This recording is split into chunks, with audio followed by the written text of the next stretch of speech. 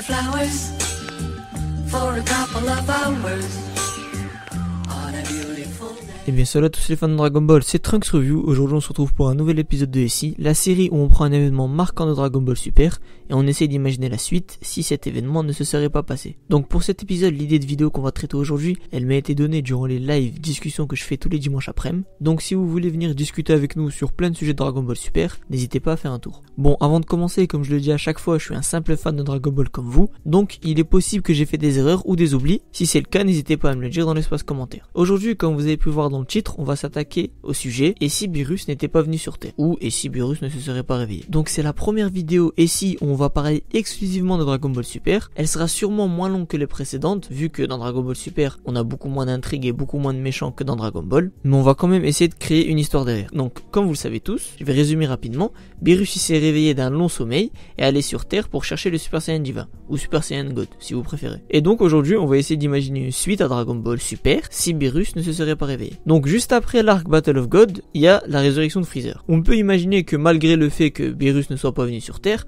l'armée de Freezer a quand même réussi à récolter les Dragon Ball et à ressusciter l'empereur du mal. Et donc Freezer, vu qu'il se fait ressusciter, il décide logiquement d'aller s'entraîner afin de débloquer la transformation en Golden Freezer. Donc maintenant quand il arrive sur Terre, on a face à lui tous les guerriers de la Z-Team. On est d'accord pour dire que à cet instant, personne ne peut rivaliser avec Golden Freezer, vu que on le sait très bien, Golden Freezer c'est équivalent à Super Saiyajin Blue et que la transformation qu'on a à cet instant-là, la meilleure transformation, c'est le Super Saiyajin 3 de Sangoku ou alors la fusion Gotenks. Mais les deux réunis, c'est pas du tout le même niveau que Golden Freezer. Donc malgré le fait que tous les guerriers vont essayer d'allier leurs forces pour combattre Freezer, ils n'y arrivent pas et ils se font logiquement tous tuer. Tous, hormis Gohan, Goten et Trunks. Gohan qui voit son père et ses amis se faire tuer et sachant qu'avec son niveau actuel, il n'y a aucune chance face à Freezer, il décide de fuir et de partir chez Dende et prend avec lui tous ses amis survivants dont Goten et Trunks. Gohan, à cet instant précis qui a vu tous les massacres, il décide qu'il est temps de reprendre l'entraînement et de venger ses amis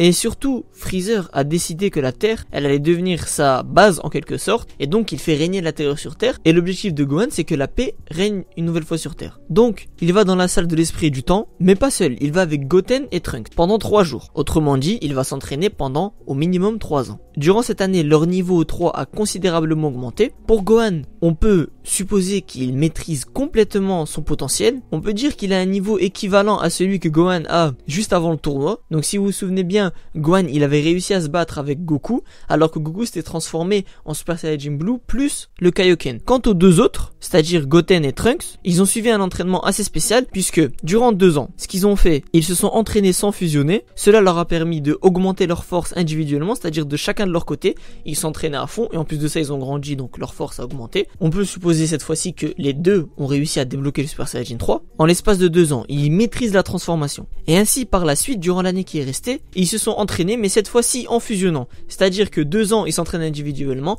1 an ils s'entraînent pour maîtriser la fusion et par la suite de ces 3 années d'entraînement, on peut même dire que la fusion, c'est-à-dire Gotenks, a le niveau du Gogeta qu'on avait vu durant le film. Et même beaucoup plus. Après, honnêtement, le niveau de Gogeta, il y a plusieurs débats qui tournent autour. On connaît pas exactement tout son potentiel, mais on peut dire qu'en tout cas que Gotenks de cette époque, après ces 3 années d'entraînement, il est extrêmement plus. Donc, récapitulons. On a Gohan surentraîné, avec le niveau du SSJ Blue plus Kaioken au minimum, et un Gotenks surpuissant. L'heure de la vengeance a donc sonné.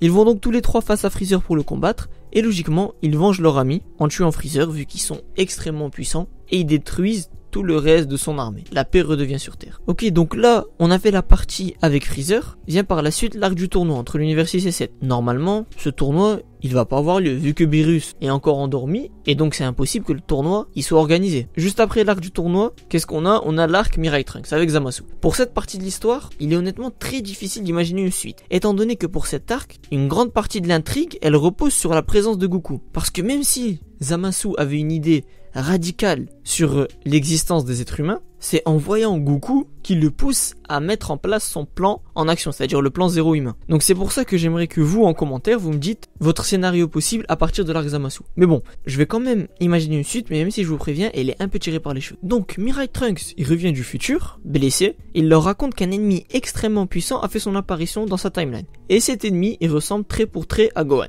Et donc, à la place de prendre le corps de Goku, Zamasu a décidé de prendre celui de Gohan.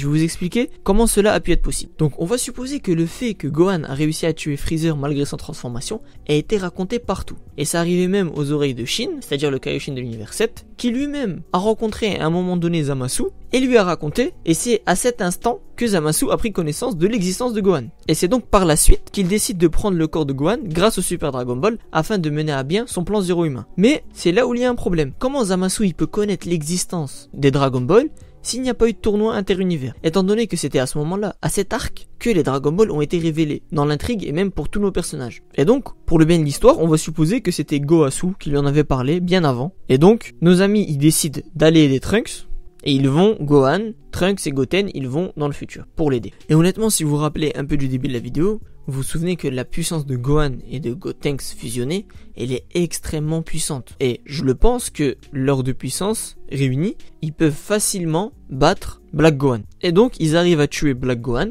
et ils arrivent à emprisonner en quelque sorte Zamasu vu qu'il est supposé être immortel. Bon, comment ils ont réussi à l'emprisonner ? Peut-être grâce au Mafuba ou peut-être grâce à une autre technique. En tout cas, ils arrivent à s'occuper de cette menace. Bon, comme je vous l'ai dit, l'histoire est vraiment un peu tirée par les cheveux. Vous avez vu le fait que Zamasu il décide de prendre Gohan, tout ça. Donc c'est pour ça que je suis vraiment curieux de voir vous l'histoire que vous allez imaginer à partir de l'arc Zamasu. Après, pour l'arc du tournoi du pouvoir, c'est-à-dire le dernier arc de Dragon Ball Super pour l'instant, je crois pas que cet arc va avoir lieu, puisque cet arc est un peu la suite du tournoi entre l'univers 6 et 7, et vu qu'il a pas eu lieu, il a pas pu inspirer Zeno pour faire ce tournoi. Et on peut pas vraiment imaginer la suite de Dragon Ball Super vu que maintenant l'histoire elle est en pause. Bon, j'espère que le scénario que je vais vous proposer, il vous aura plu. Cette vidéo elle sort un peu de l'ordinaire vu que c'est la première fois que je parle exclusivement de Dragon Ball Super. N'hésitez pas à dire votre avis dans l'espace commentaire. N'hésitez pas à vous abonner si c'est pas déjà fait. Et moi je vous dis à la prochaine pour une nouvelle vidéo. Ciao.